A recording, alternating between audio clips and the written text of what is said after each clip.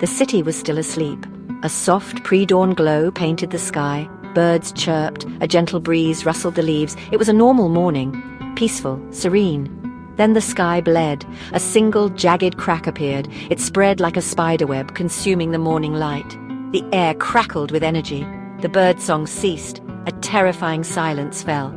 Ethan, a university student, looked up from his coffee. He was heading to the library for an early study session.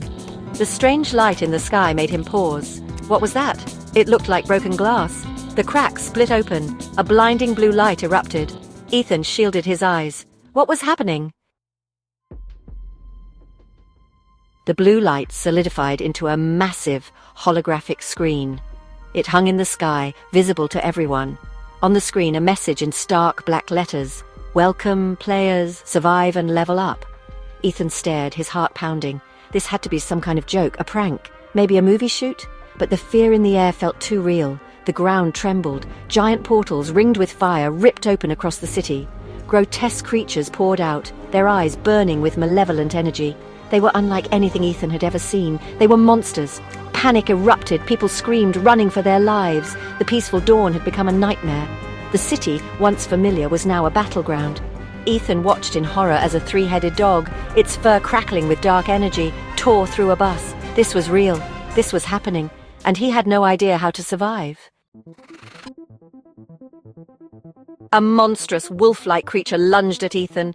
Its claws, sharp as blades, ripped through the air. Ethan barely jumped back in time. He stumbled and fell, his heart pounding against his ribs. The creature snarled, its hot breath on his face. It was going to kill him. Ethan closed his eyes, bracing for the end. Suddenly, a surge of power coursed through him. He didn't understand it, but he didn't have time to question it either. He scrambled back, putting distance between himself and the monster. As he did, a holographic screen flickered to life in front of him. It displayed his stats: level 1, health 100%, skills none. Below that, a challenge: kill or be killed. First kill bonus, unlock Shadow Strike. Ethan knew he had no choice. He had to fight, he had to survive. He lunged, striking the creature with a newfound speed and agility. His hand, glowing with a strange energy, plunged into the beast's chest. It howled in pain, its body disintegrating into dust. Ethan stood, panting, over the spot where the creature had been. He couldn't believe he'd done that. He'd killed it. The holographic screen flashed. Congratulations! Level up, skill unlocked, Shadow Strike. The world descended into chaos. Governments collapsed. Cities burned. The monsters, relentless and brutal, overwhelmed everything. Humanity was on the brink, but amidst the despair, hope flickered. Those who survived, those who adapted, formed a resistance. They learned to fight. They learned to level up. They learned to survive in this terrifying new reality. Ethan, now a seasoned fighter, joined a group of survivors.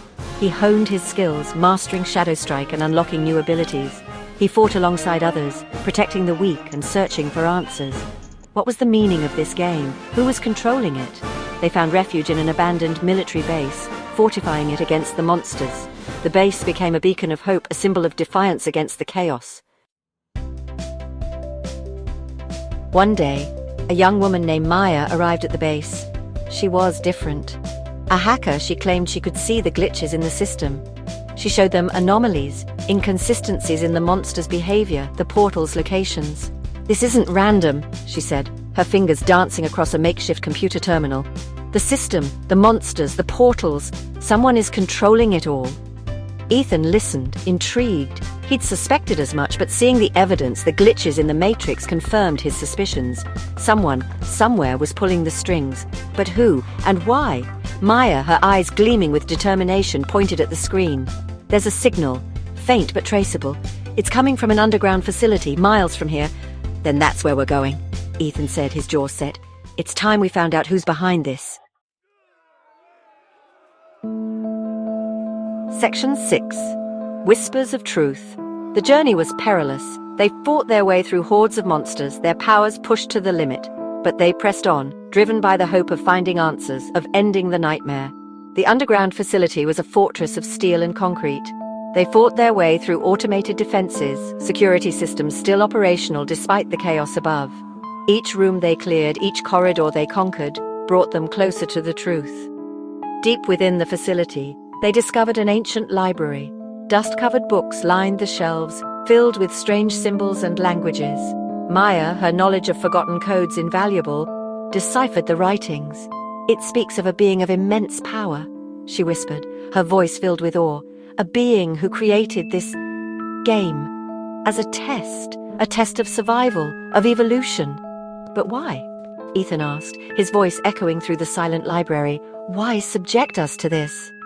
The answer, when it came, was more terrifying than they could have imagined. Section 7. The Architect's Lair. They found him in the heart of the facility, in a chamber pulsating with energy. He was an old man, his eyes filled with an ancient wisdom, his body connected to a network of cables and wires. "You," Ethan growled, his hand crackling with energy. "You did this! You created this nightmare!" The old man smiled, a sad, weary smile. "I am the architect," he said, his voice raspy with age. "And yes, I created this world, but not out of malice, out of necessity." "Necessity?" Ethan snarled. "You call this necessity? You've destroyed our world, killed millions." "My world was dying," the architect said, his voice filled with sadness. "Ravaged by war, consumed by greed. Humanity was on the path to self-destruction. This game was the only way." "The only way?" Maya challenged. "To what? To enslave us? To control us? To save you?" the architect said, his voice gaining strength. "To force you to evolve, to become something more, to survive." He pointed a trembling finger at a massive door at the end of the chamber, a door pulsating with the same energy that flowed through him. "Through that door lies the core of the system. Destroy it and the game ends. The world reverts. But humanity will be no different. The cycle will continue." Section 8. The Face of the Creator. The door shimmered, then dissolved. Beyond it lay a vast chamber, a swirling vortex of energy at its center, the core, the source of the game. But standing before the core, her arms outstretched, was a woman. Her eyes glowed with power, her body radiating an energy that made the air crackle. "Mother!" Ethan gasped, recognizing the woman. It was his mother, but not as he knew her.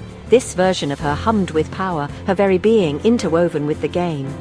"You see the truth now, Ethan," she said, her voice echoing through the chamber. "This world, this game, it's not a prison, it's an opportunity, a chance to rebuild, to reshape, to become something greater." "You're wrong," Ethan said, his voice shaking with emotion. "This isn't the way. This isn't what Dad would have wanted. Your father was weak," his mother spat. "He clung to the old ways, to a world on the brink of collapse. But I see the potential. Humanity can be so much more, and I will guide them, shape them, forge them into something worthy of inheriting this new world." "And what if I refuse?" Ethan asked, his hand hovering over the shadow strike mark on his palm. "Then you will be eliminated," his mother said, her eyes hardening. "Just like all the others who cling to the past. This world, this power, it will be mine, and I will rule it as its queen." Section 9. The Weight of Choice. Ethan stood at a crossroads. Destroy the core, end the game, and revert the world to its broken state. Or take the throne, embrace the power, shape the new reality. He looked at his mother, at the woman he once loved, now consumed by power, her humanity lost in the pursuit of a twisted dream. Could he defeat her? Could he take her place? And what would that make him? The weight of the decision pressed down on him. The fate of the world, the future of humanity rested on his shoulders. He had to choose, and soon. The air crackled with anticipation. The game waited. What would Ethan choose?